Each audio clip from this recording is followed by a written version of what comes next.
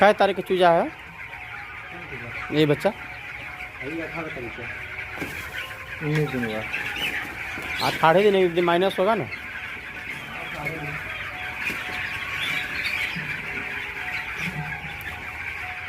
आज फार्म पे आए हुए हैं समोल। 18 दिन का चूजा है। 713 ग्राम एवरेज आया है। सत्यम दाना इतना चल रहा है। रिजल्ट बढ़िया है। 850 ग्राम दाना खा के 713 ग्राम एवरेज आया है। राठी बच्चा।